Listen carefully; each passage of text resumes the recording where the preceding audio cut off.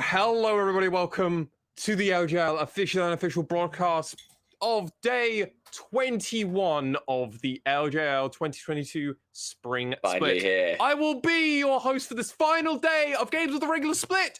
Alex, otherwise known as Sengoku by Mars Swan on the internet, ladies and gentlemen. Yes. I'm joined with one of my co-founders of the LJLOU for the final day. Initialized. So I am we're here. so excited. There are some absolute banger games coming up, and I am very excited to be watching them.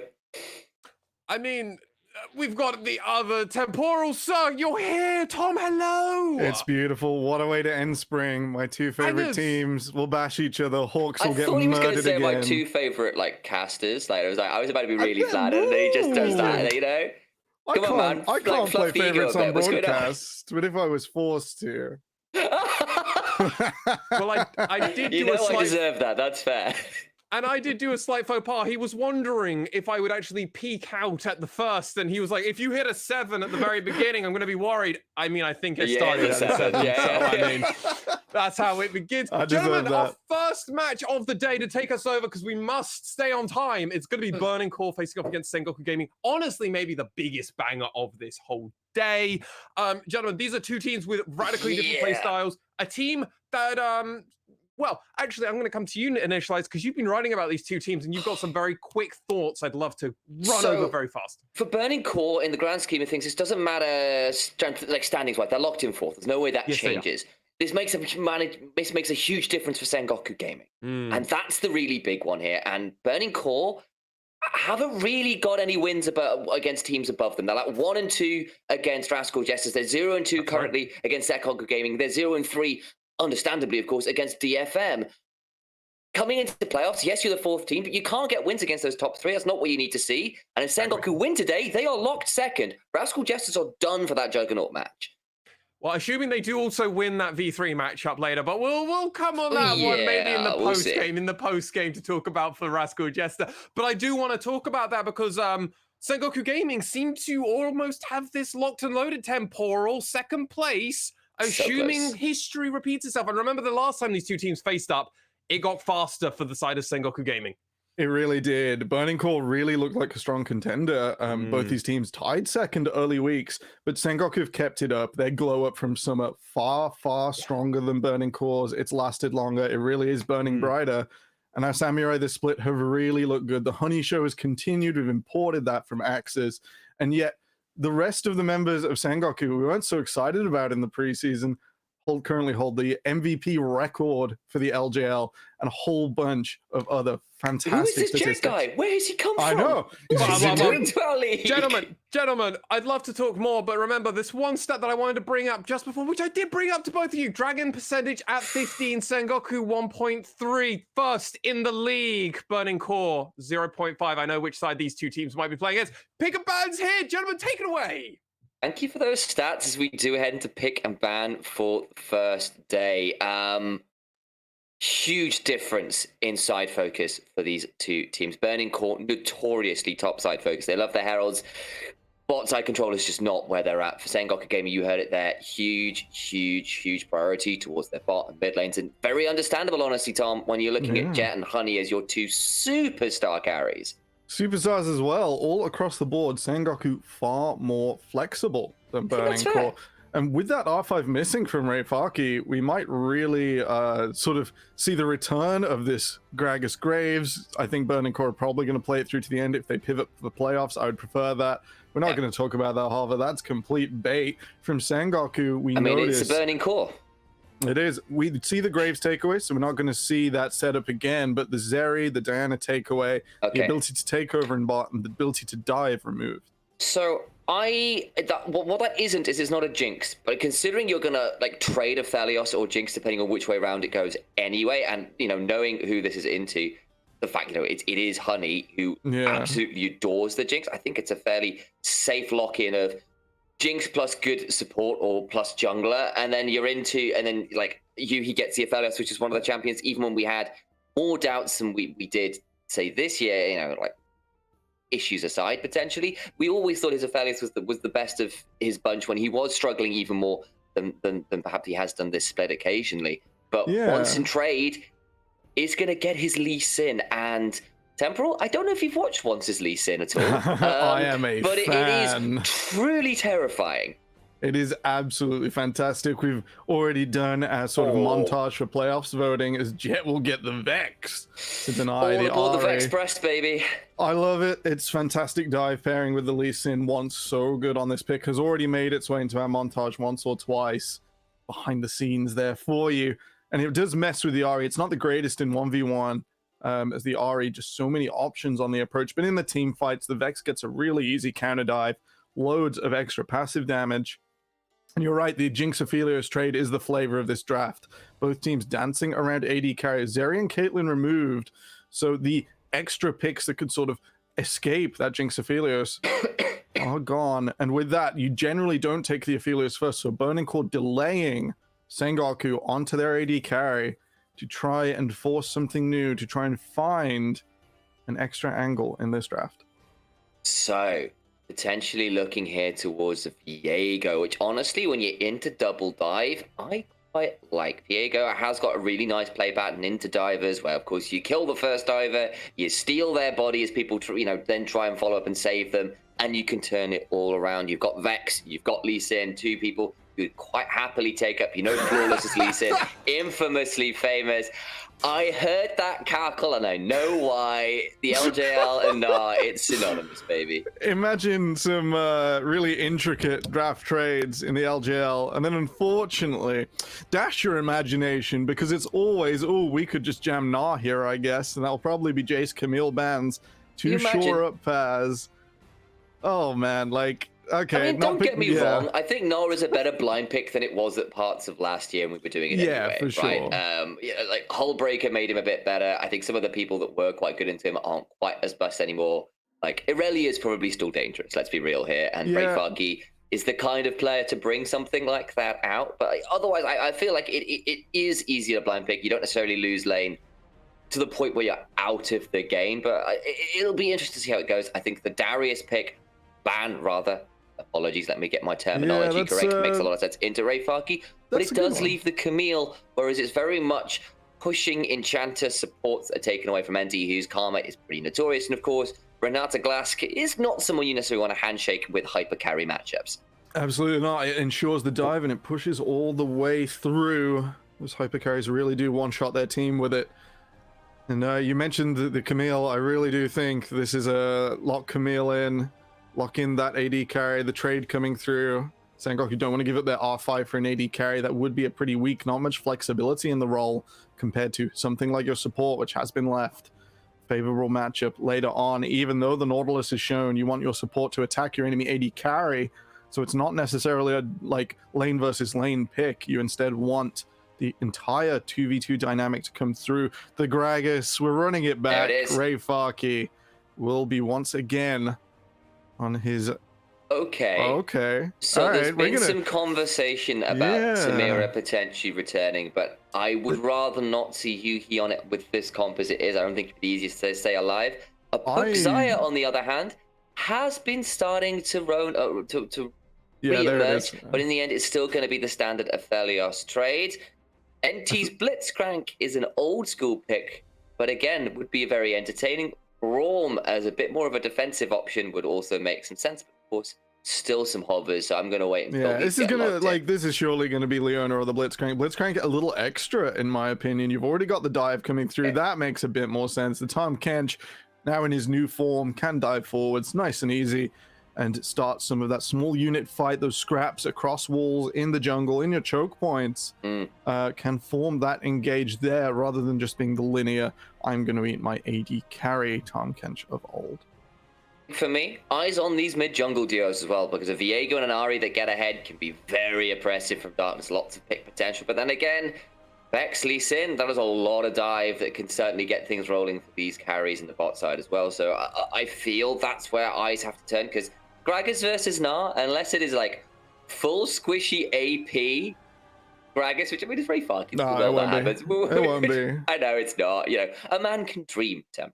It really can. Both sides have a super explosive way to start here. You mentioned the mid 2v2. That is really going to take off at level 6. Both of these champions can look to even not attack their own lane, but be guided down through the river into the bot lane where our 2 hyper carries are waiting, and they either want some gold delivered onto them, or they want to evade being picked off by the assassins in mid lane. We think of both of these as almost control mages, but don't get me wrong, both of these mid laners are assassins. Yeah, that's a lot of burst damage, and they're not necessarily so great at the control aspect as soon as they fall a little behind.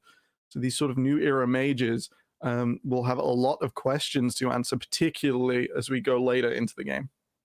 Right, eyes on that. And of course, this is Flawless and Dice, once and Jet 2 of our more explosive mid-jungle duos, I think is the way to put it. I think when Burning Core have looked at their best, it has been Flawless plus one of his solo laners really popping off. We've seen Normally on the Graves over the Kali. last week or so. Yes, it lost to DFM, and that was a bit of a frustrating one, but otherwise it was a champion where you can get to 2 items. You can get to level 11 and be an absolute terror, having gotten 60 CS and 2 levels over your opponent. And you tear that up with follow-up, control, playmaking from the mid and top lanes, and things get quite scary to work against there. So we'll need to check out how it all goes, of course, but there is a lot to work through in this mid jungle, because of course on the other side, yes, it doesn't scale as well per se, but once on Lee Sin, that is a scary combo of players. But of course, what way would we be why would we not be casting the LJL on a final day if we didn't come in with a pause? It's always going to be the way. Most importantly, something did already happen on the map. We saw Burning Core place a defensive ward in the bottom lane, which is very odd. Normally you race down there, you go for neutral because everyone walks at about the same speed at level 1. Even if you are a bit slow, you don't miss the bush before your opponents get there without severe dashes, stuff like Gnar taking E at level 1.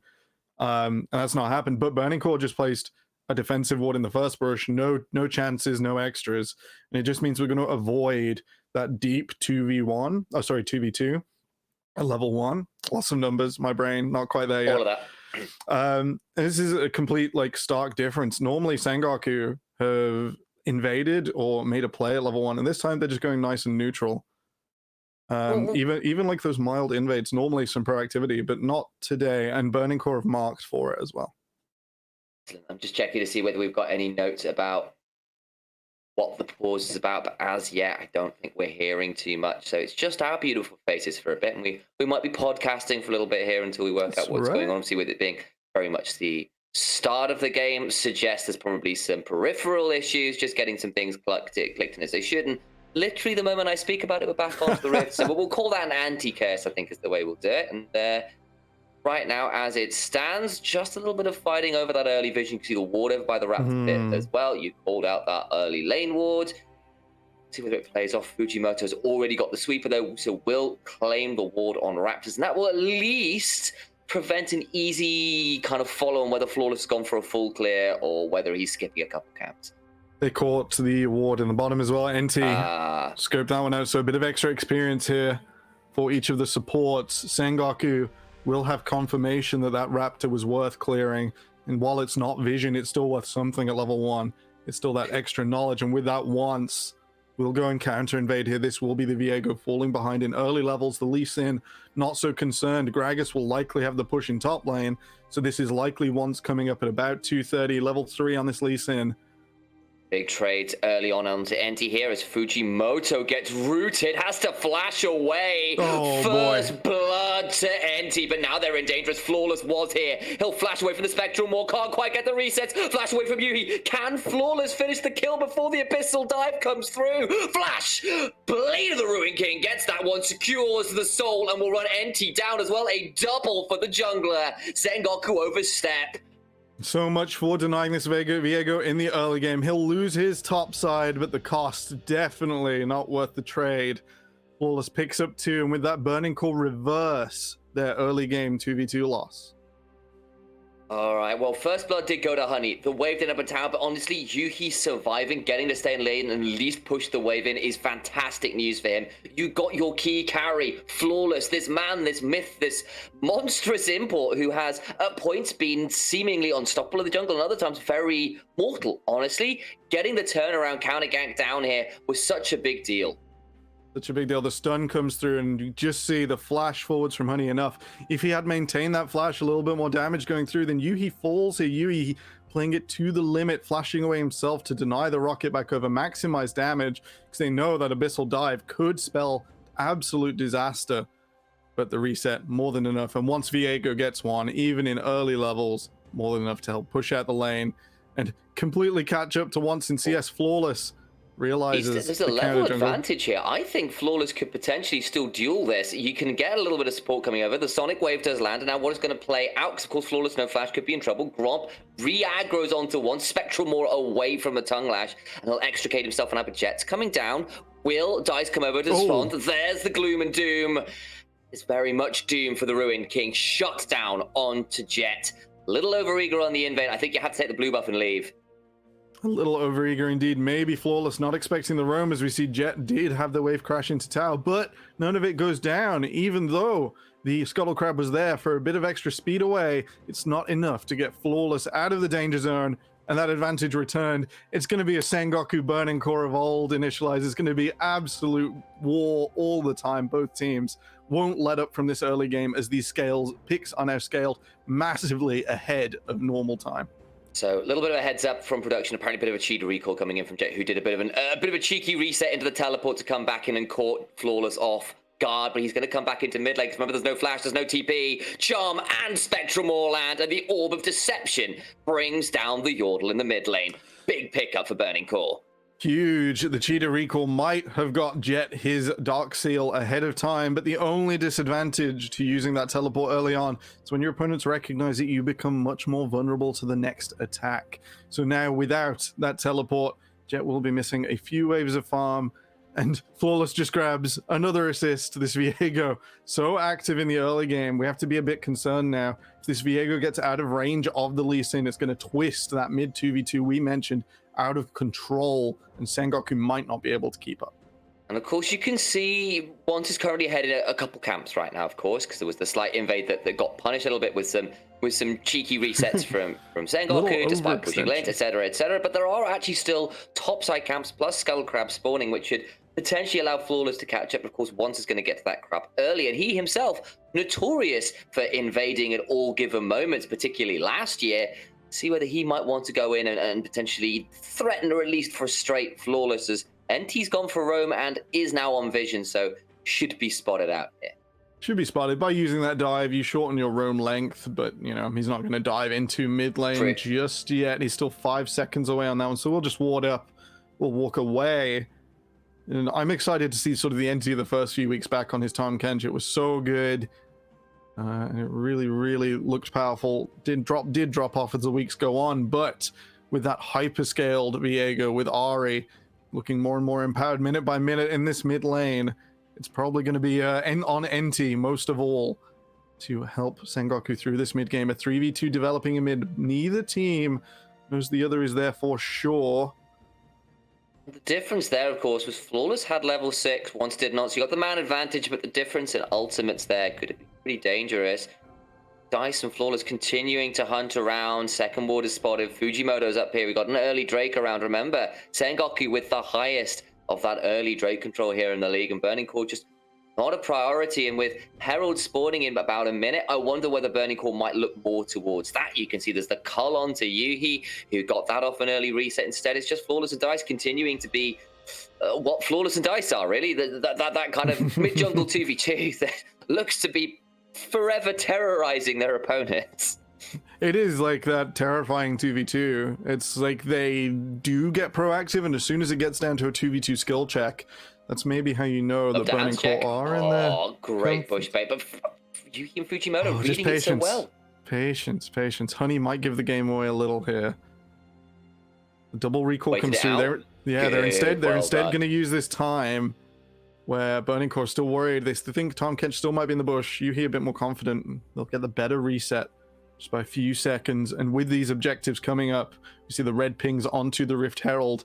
It is the insurance policy, some have coined it, me and some other casters, definitely, I promise, not just me, to get this first Herald, to get this more gold-oriented objective, and then swing it up immediately into the Dragon. Instead of using it for tempo onto the Dragon, this is now a gold play, which gets you a little bit of an extra item, maybe the AD carry, maybe the mid lane. So this season, the focus on the Herald first, really coming through. Sengoku and Burning Core both came up of here after that immediate reset. NT will come and help Jet push out. Dice probably not needing any help.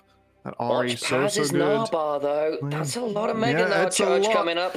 Honey It's is gonna get a little here. bit scary. Yuhi and everybody else having flash trying to potentially turn around as Fujimoto is hooked. Flash good, but look at the shadow it's surge! huge. All aboard the Vex Press, but he's gonna get turned around and now the soul is there, and that is the problem. Viego gonna start to reset. He's gonna have to heartbreak out and just smite onto the Herald, which went all the way around, keeps him up in HP. NT pretty low, but it is a 1-for-1 in the end. But mid laner down in trade for, I believe that was Fujimoto, who's respawned at this point. Leaves that one a very even trade in the gold right now. A few hundred to Sengoku, but that is literally it. The summoners burnt, flashes all across the board. Flawless, Fuji, Paz, and NT all committing summon spells. Both teams really wanted that. Flawless is going to try again real quickly. And with Sengoku back out across the map, this is likely going to be Burning Core first onto the objective. Once does look to trade over. What, Flawless? He just stopped. I think he's not. Mind He's pulled out. games. Don't worry about it. He's just pulling it out and wanted an easy steal over the Okay. back of the wall. Good, good. They'll know this is happening, of course, once has taken the opportunity really as Jet once and NT come back over. It's going to have to be forced off again. Was about to say that Flawless has often traded his gank and objective pressure for a fair amount of farm onto Once, but with that kind of stop on the Herald take, actually Once is now going to get a chance to start this one up. And I wonder whether this one goes over to Sengoku instead. With a little bit more priority in mid and NT already being up here, I think this is Sengoku's. Flawless has given up the game. Yuhi asking Fujimoto to be there in the bottom lane, and with that, they lose their numbers advantage. The contest will go over, and Sengoku will start their objective train that we see so commonly for this team. You know, if they're even, they'll make sure they've got the objectives to push it forwards and always look for that extra way to gain an advantage and continue their path through the game, while their opponents might start to flounder, might start to suffer with no clear direction on the map.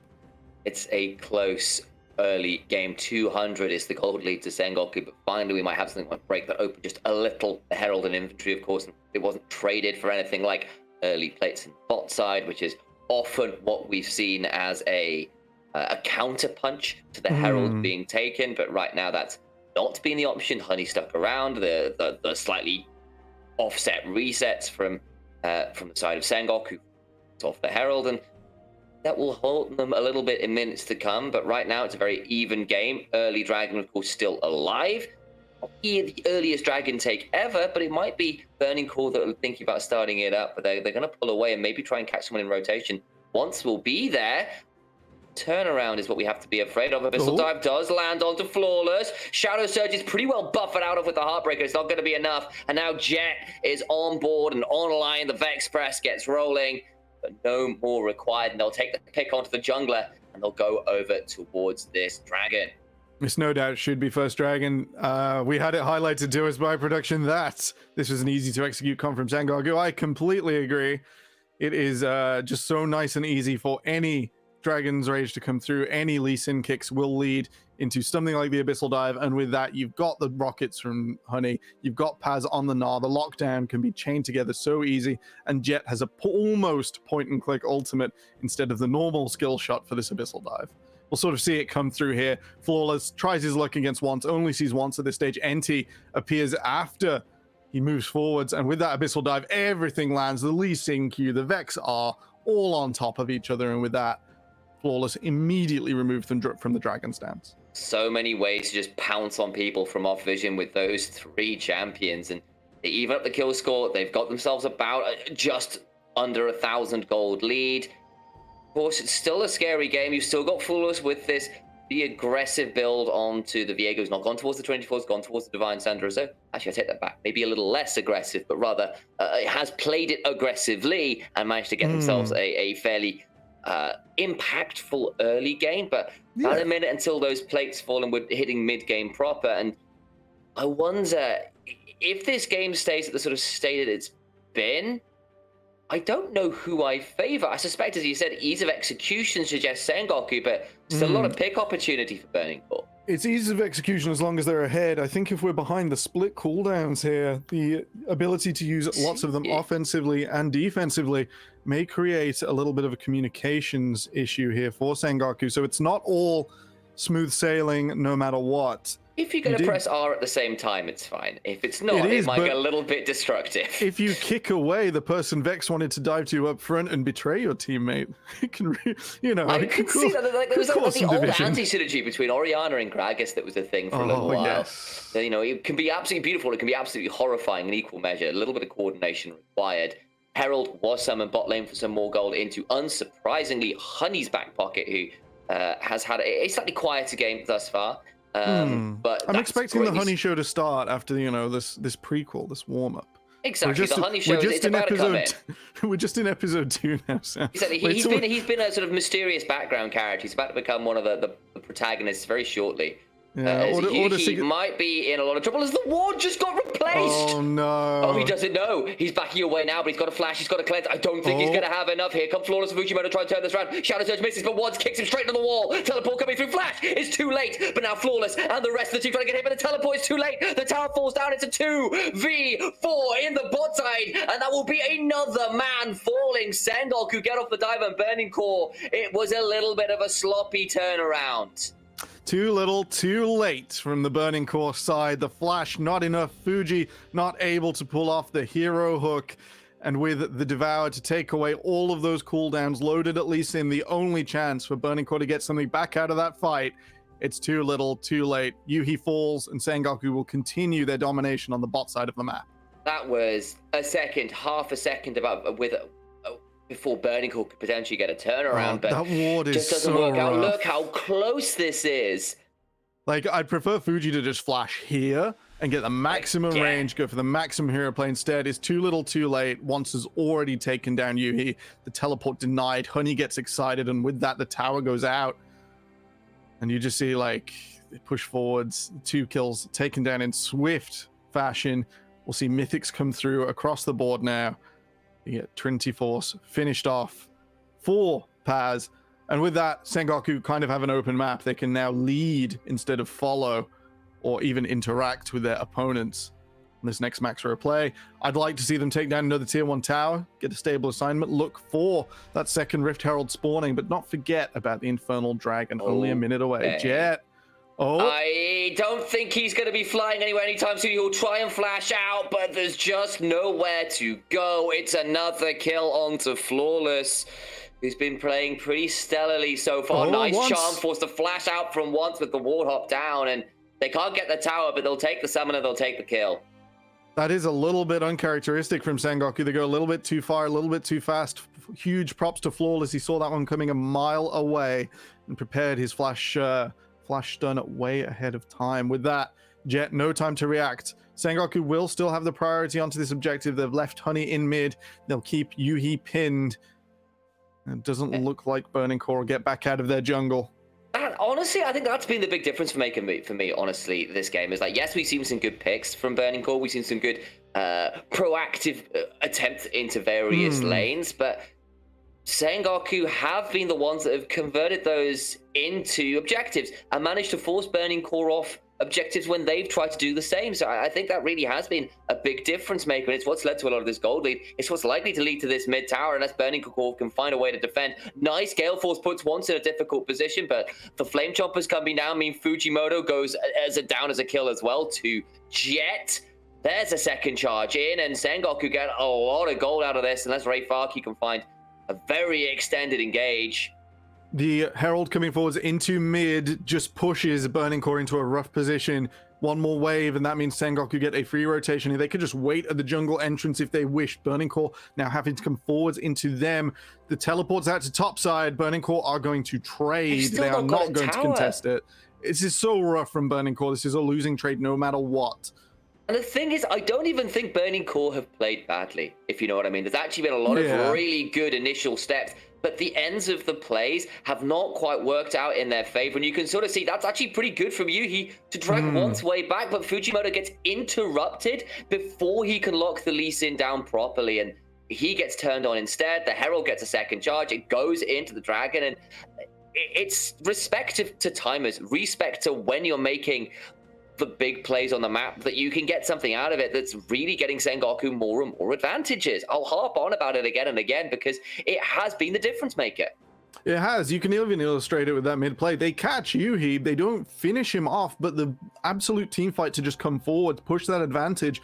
Fujimoto looking a little lost, sort of in the moment to moment, and with that, their losses after immediate fights, when they get that 300 gold, they then take it back to the jungle, they take it back to the base instead of pushing forwards, timing that in with a dragon. Instead of playing to those objectives and capitalizing, as you mentioned, they instead just take the fight and then think about the next thing they're going to do. And that delay, that extra few seconds every time you do something, really gets rough.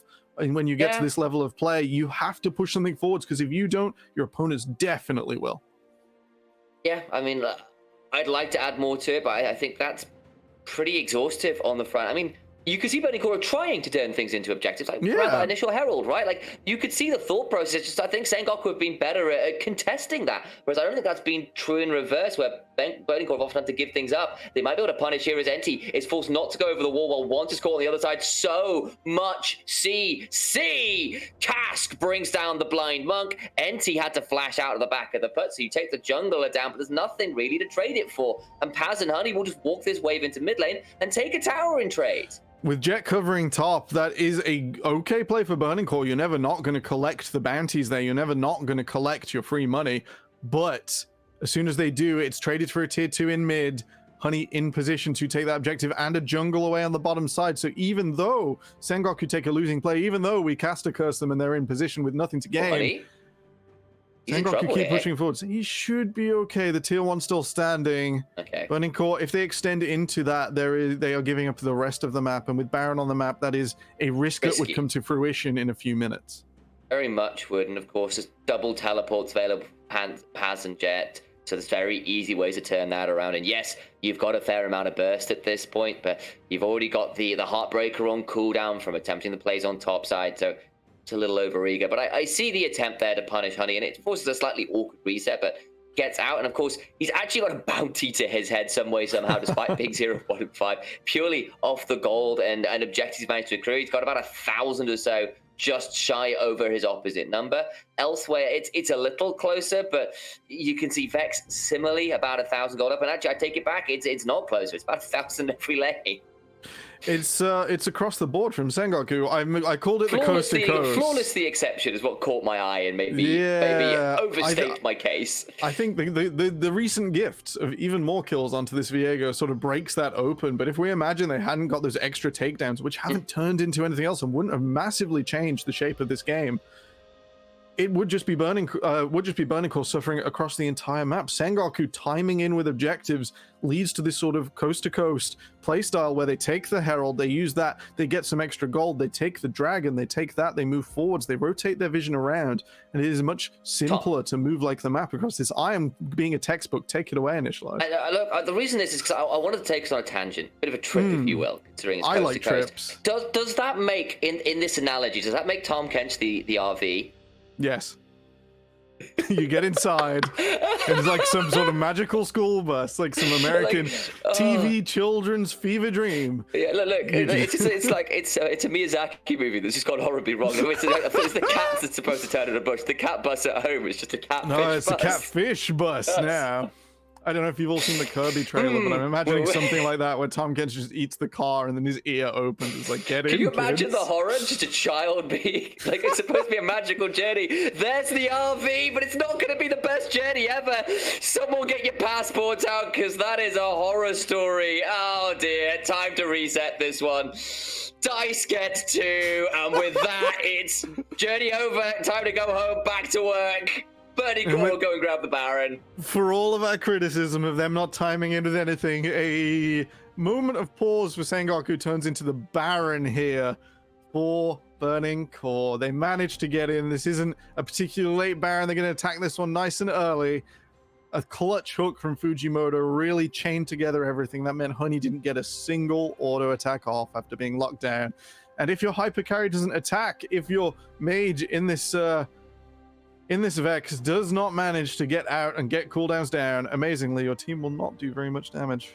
We'll see that come through here. Pick. And yes, there was gold, but it wasn't that extreme. And then Flawless and Dice make the pick happen. Reifaki with the flash, Fujimoto with the flash, just all in on this. All in on this. They got in the bus, and unfortunately, Honey didn't really get back out. We'll see here. He's stuck left and right. It was a big breakdown in the middle of the road. Yeah, big breakdown. The cart going nowhere. The dragon could be stolen away here. Big Paz gets knocked back in. He's solo. He's not got Mega. He's going to have to flash away now. Enti's in trouble. Jet is around, but I don't think he's going to find any easy angle. And suddenly, Burning Core with another couple picks beginning to come online. We said there were some ease of execution options for Sengoku if they were on the front foot. Otherwise, timings get awkward. And Burning Core have got a lot of pick, a lot of resets themselves. If Flawless, if Dice can start running forwards, you know those R buttons are going to get pressed a few too many times for Sengoku's comfort. They really are. This is the same way Sengoku lost to DFM when they nearly came back in that all pivotal game in the second round robin. They take one okay fight, you know, they get back in. In this case, they are just ahead. One bad fight, and they just keep doubling down. They're still ahead in their minds, but the gold lead now completely in Burning Core's favor. While they are a few dragons short, that's not going to matter in the direct head-to-head. 3% attack speed will not make the difference. It will not, and now you can go for a 4-1 split. You've got the dragon to stop that soul win condition, as you said, and this gold can start to expand more in Burning Core's favor.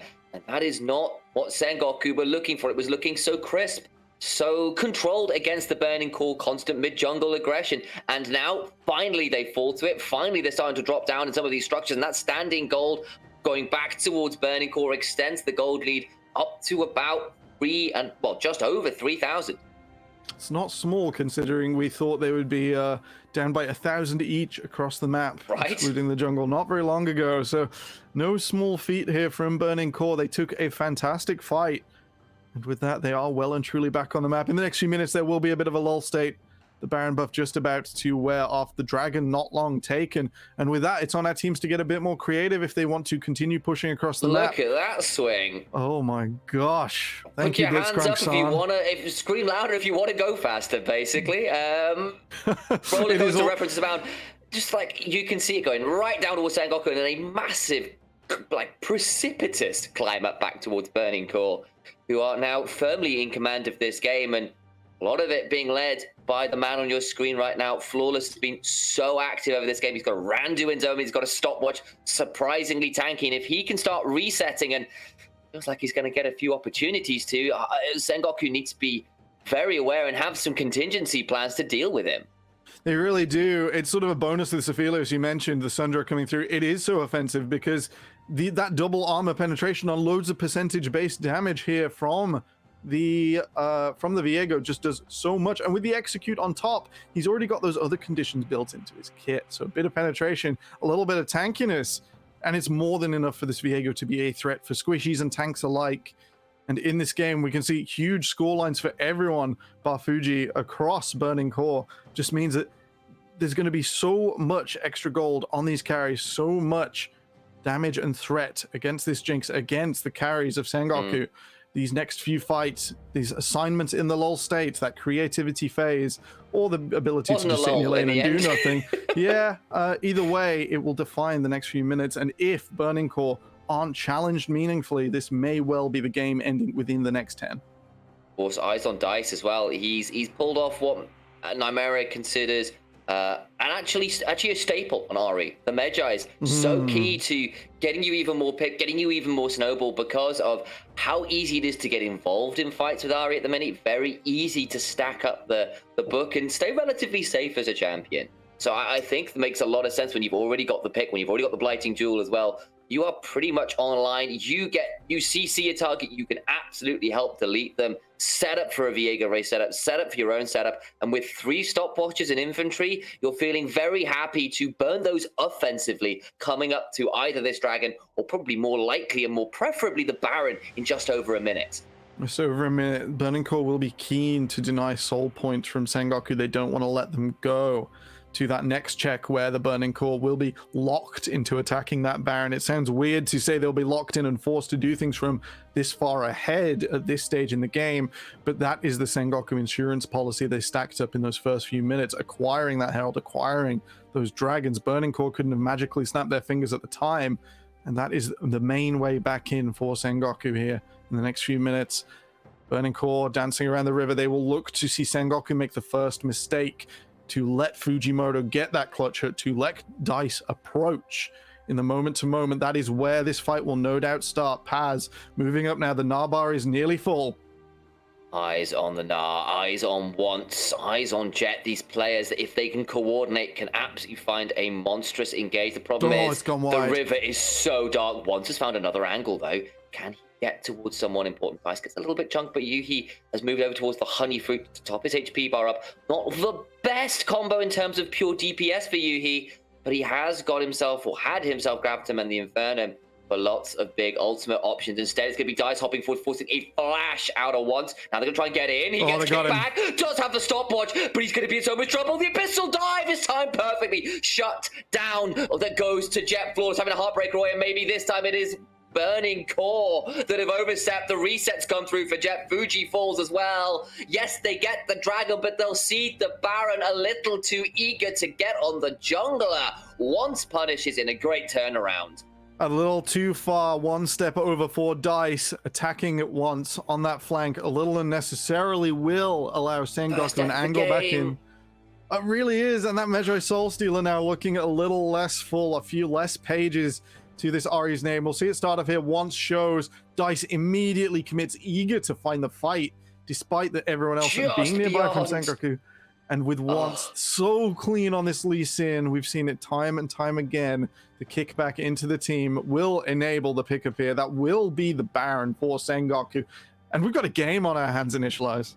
Oh, yes, we do. 3 items in for Vex now. There were 3 items for both AD carries, plus now a Hex Drinker for Honey. The only discrepancy right now, currently nothing like an LDR. Oh, no. And instead Paz is in a lot of bother. Never mind itemization. He's going to hop away for now. He's got no flash, though. There's the Moonlight Vigil. There'll be a Heartbreaker, and Ray Farkey looking to finally pick this one up. A shutdown going the way of the AD carry, and that will stifle the split push option somewhat from Sengoku Gaming. A consolation prize here. There's an option to go in. Big fear, but I don't know if there's going to be quite enough follow-up. I take that back. Yeah, there is. Just so much damage. Decent belly bot buys a little bit of space, but a Mistral Bolt will bring down the opposing top lane at once, trying to corral Flawless into a difficult position. Turret right now is actually doing the crux for you here. A little bit of AFK farming, and Flawless does manage to extricate themselves from the danger, but nice work from Jet to pick up the member that had stayed behind and tried to reset. It was a little bit too much. Both teams looking for individual picks, looking for every advantage at this pivotal moment. NT a little too far forwards. Yeah, does not need to be attacking that tower. The Everfrost likely would be fatal here. Tom Kench not that tanky. And even though this Gragas is 1-1 and 8 initialized, you said you'd prefer not to see the slightly squishy AP Gragas. And off air I said, nah, he won't do that. It's Ray Farkey. He'll play tank. And never mind, we have the Zhonya's, we have the Everfrost. And it honestly, considering you're kind of like you can play semi-tanky with the stopwatch. Yeah. You can have that reset. I think if you go full tank from here, you're probably just fine. But it's just a bit more burst, right? It's a bit more of someone to get the resets for your Ari, for your Viego, and I mean I see the play pattern, even if it's certainly a little bit more risky, perhaps. In principle, I don't mind. But in truth, we saw it was a lot more damage for Jet when he killed Ray Farkey. And if that sort of, I'm gonna like play out here, I've got my Fimble Winter, I've got loads of health, playstyle is coming through, maybe a bit of resistance is to back it up against a level 17 Vex. Might be a bit wise, potentially.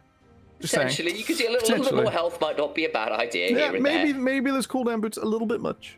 In any case, a little bit of struggle, and Ray Farkey's build, he's tanky, but when you've got so many hyper carries, so much damage coming through from Sengoku is not that oppressive 5,000 never die Gragas. 5,000 Scream if you HP want to never go die faster Gragas. again. Just look like we've climbed to the top of the roller coaster hill. We go right down on the other side, and it's pretty much a vertical drop. You can feel the G's from here, just looking at the goal difference. You know, we don't know which cart is actually going to arrive at the station first when they both go this fast. Maybe a 2-track roller coaster, because we just can't see a lead for either team here. Sengoku, we've highlighted the ease of execution, but there is synergy required. There is, you know, the way to get Honey out of the fights. We've seen every fight where Sengoku have had cooldowns thrown at once instead of Honey be a victory. When once is up in the front and able to mess with Burning Court, that's been a win. And the other way, if they found Honey, if they found Jet, it's been a straight loss. So Burning Court will be looking to turn that one back. They'll be looking to find Dice and angle in onto their carries, maybe to attack Enti and find Honey in the process. Who can get the picks first? It's a longer range from Sengoku, but it's a little bit more change CC from Burning Core. Difference right now, though, is that Sengoku currently have control of the river. This would be sole point for either team, but I think Burning Core, possibly wisely with where their wave states are at, are going to give this one up for now. Actually, Sengoku just walking back. I was like, back towards mid lane just to probably get control of this mid wave. 5 seconds till the dragon would be around, but with a reset coming through from Flawless, you can kind of see the angle here. Just don't believe they're going to have the opportunities to get in and contest properly. It is the tough point about Soul Point. You'd rather get in here so your opponents can't force you in 5 minutes, but if you can't take it, a disaster here would no doubt spell Baron control and spell a horrible time for Burning Core, so they can still opt to not take it. That is the last fight you can't take. We're well and truly going to the late game if that is the attitude initialized, because if you're not going to take that fight, that means you're only going to pick up at Baron, you're only going to pick up at Soul Point. With Dragon 5 gone, it's going to be 6 and then maybe 7 as we go through. It's going to be a long one, so I'm strapping in. I'm putting my seatbelt on this roller coaster. Safety first, kids. Late game only. In on a few key items. That is the elixir of sorcery in Jet's pocket. They know this Baron is going to be a critical one. The Medjai's sold for a Banshees to prevent the easy sort of long-range pickoff that was haunting a little bit when he was hopping forwards. And I think potentially I can understand that change in tack here mid-game. 3 items are in for both AD carries, but it's a more of Malmortius that's just been completed for Honey. But no Lord Dominic's regard. There is no armor pen, and that does mean someone like like Flawless, I apologize, who's got himself the Death Dance and the Randu into Omen, could be a little bit of a challenge for Honey to deal with if that Viego ends up on top of him. It's not the tank Gragas, so I can maybe understand the decision making there. Bloodthirster now completed for Yui, so he's got his 4th, and we are online and ready to fight. 12 seconds till Baron. Here we go. Burning Core have the vision in the river. They will see the rotations here. They will spot the ward from Enti. The control ward inside their own jungle picks it out. Dice approaching, maintaining the Banshees with some quick footwork. Once is right up here, can move away, but the diving duo looking towards the river as we do see Flawless around the outside. He's down! They've got him! He thought he had the flag, but it is the pickup. Jet just blows him up. Vex Press can start rolling, and it's a goddamn bullet train coming in at Mac 5. Another pickup. Once will get rebuffed briefly, but it's allowed to be followed up with, of course, another ultimate from Vex. Will not quite be able to secure the 3rd kill, but jungle down, support down. It is Baron for Sengoku Gaming. A little too far for Flawless, picked up on the side, starts the reset, starts the fight, and you know, Dice's Banshees is still up. Some members of Burning Core not committed here. They will try and challenge. The Baron will fall to Sengoku, no doubt. Okay, still a 5v4 right now. Make that a 5v2, I apologize. As Rayfaki now joined to make that a 5v3. I have got to get better at reading numbers, apparently. Either way, Sengoku get the Baron, and are now trying to get out. Dice still trying to look for something. Can't quite do it. Every member of Sengoku Gaming gets out with the purple buff. They managed to find the fight, push it forwards. We'll see in the replay here. They spot out by virtue of being in the river this control ward into the bush. They see him coming. Ward. It's the zombie ward. Oh, that is too much. Too much. And that quick turnaround, not enough. The Viego, not that tanky despite his items. And they will find their way into the river. They'll catch Fuji. This Nautilus not able to leave. The train comes through. They manage to chunk out Rayfaki. And with that, Baron Yeah. secured for Sengoku. The fight continues. Once in a spot of bother. Going to be trying to trade this one out because it's still very close. It's getting closer, rather, towards another mountain dragon spawning. And what can Sengoku get done with the Baron? They didn't get as much done with the last one as they would have liked because, of course, various people got picked up and they got drawn into a few fights. And time to see whether this one can be rebuffed as well. Both teams shown they are more than capable of winning fights. It has been Sengoku kind of getting the edge over the last few. They are the ones at Soul Point. They are the ones up 4,000 gold. They are the ones with this Baron right now. Burning Core kind of been just caught out just that little bit more on the attempted engage, the attempted flanks, and credit honestly to Jet for pouncing, and maybe this will be Paz getting punished instead, getting towards the Mega Gnar, and Flawless don't have quite that damage. Dice goes down to once. Not what you want to see. Jet on the other side. Shadow Surge! Won't quite get the kill though. Flash not enough. Yuhi goes golden to buy some space. Rocket goes wide as well. Trying to get the Moonlight Vigil. Jet is dead though. And somehow, some way, they're trying to test one. Yuhi's resetting. Not sure about that one, but he needs to be here. He's got Severin. Maybe you can heal. All the while, the Honey has taken out the towers. They're continuing to run Burning Core down. Yes, it wasn't the cleanest engage, but you'll take a 1-for-2 overall. They'll move and take the inhibitors, and maybe they could look in to try and end it. Sloppy end or not.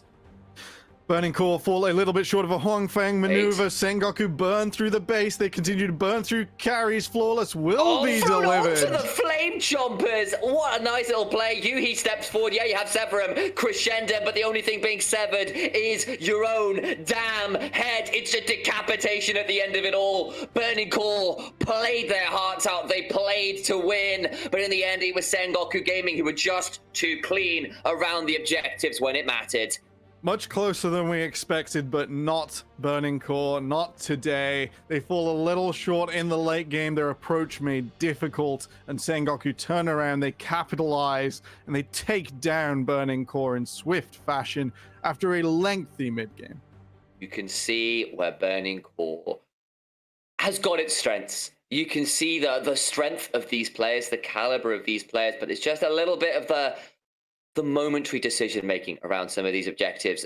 And Sengoku's ability to contest around them shows that slight difference that does allow Sengoku Gaming to secure second place with that win.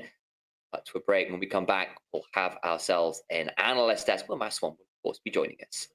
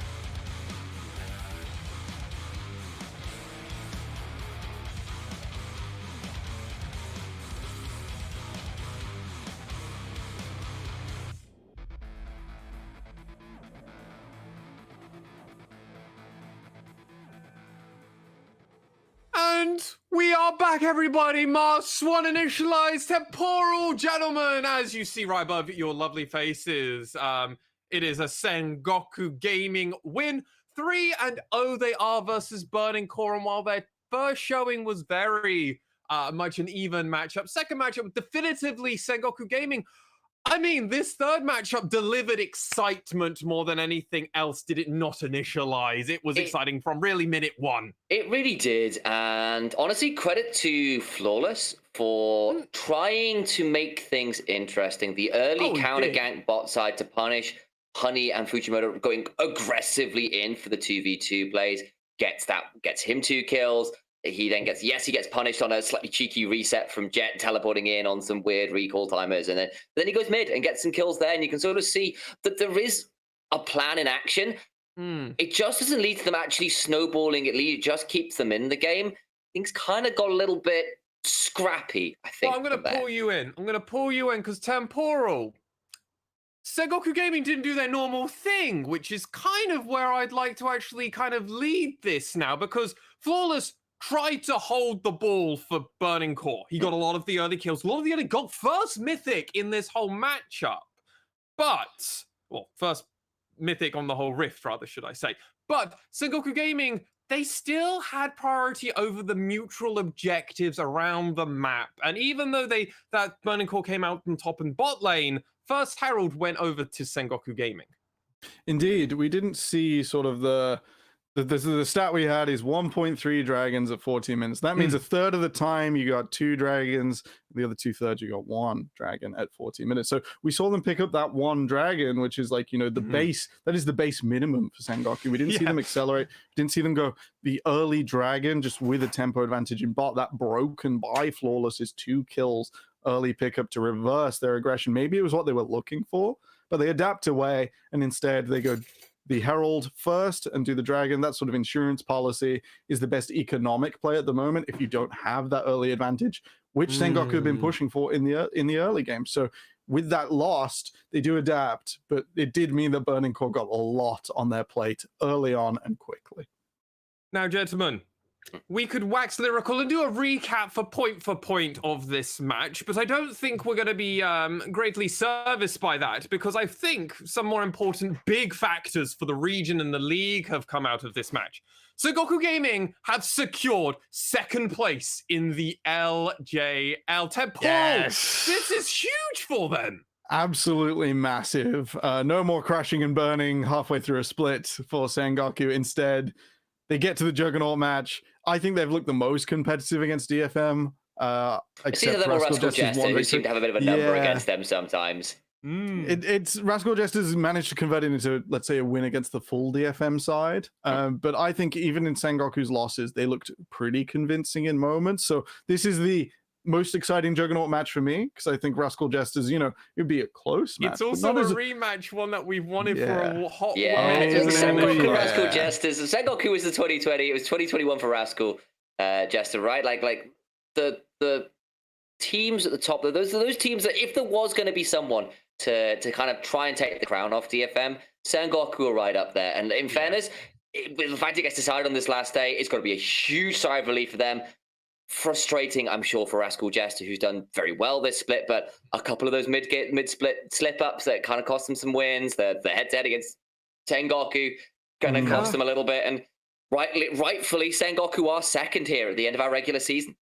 Yeah, while they haven't found a win over Dead Nation Focus Me yet, some of their games have looked very competitive, so I'm excited to see how that match up. We're going to have a whole post-game for that, ladies and gentlemen, so don't worry. We'll be going in far more depth into the minutiae of all of that with that post-game. But till then, gentlemen, Burning Core have now secured 4th place.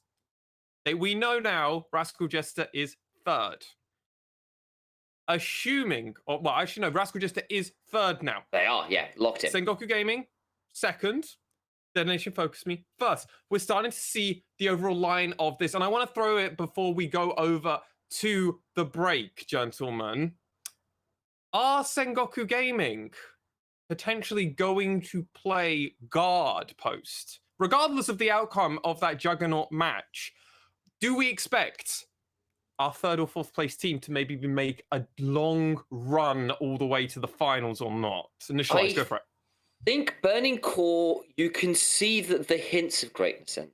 But There they are. can't convert it against the teams like Sengoku Gaming with that bit crisper around objectives and stuff who can make Yuhi's life a little bit more difficult. Even if he's not playing badly, he's not necessarily a true factor. I mean, that gale either. force backwards. Yeah, exactly. Exactly that. So, like holding ground isn't advancing. And like if they can resolve some of these issues and maybe snowball a little harder against these better teams and not just go even, might be a world. But that needs to happen. I don't think it. I think Rascal Jesters could do it. Burning Core, I just don't think they could do it this split. Maybe summer.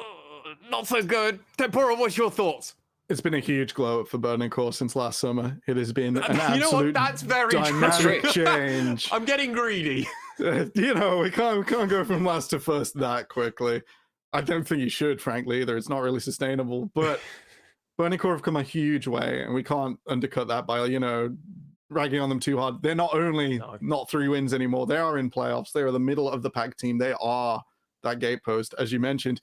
And I don't think they're going to sort of compete with those top, the 2 above them. I don't think they're going to compete with Jess. I don't think they're going to compete with Sengoku.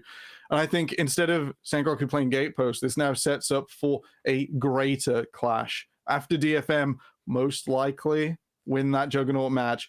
This lower bracket final should be very of fun. Sengoku versus Jesters. Right. That's the expectation. I think that's real spicy. Oh boy, this is going to be like the we have to keep fighting DFM. If DFM don't win, that's going to be a colossal. That's even bigger. Yeah, it's happened before a few times. Yeah, we have, but it's got to be those 2. It's going to be those 2. It's going to be them again. But will it though? Will it, Temporal? Will it? Initialized draft adaptation is a big thing in the LJL. Metas change radically. We've seen still mental boom other junglers before just through the pick and ban phase of the previous rounds of playoffs. So we'll have to wait and see. Burning Core and Flawless and Dice looked incredible in this match, but we'll have to wait and see. We're going to go though to a short break before we see the Fukuoka SoftBank Hawks Gaming look to try and pick up another win just for confidence sake over Destination Focus Me. Or will DFM reign supreme and get a final win at the end? We'll find out right after this break. Don't go anywhere, ladies and gentlemen. See ya.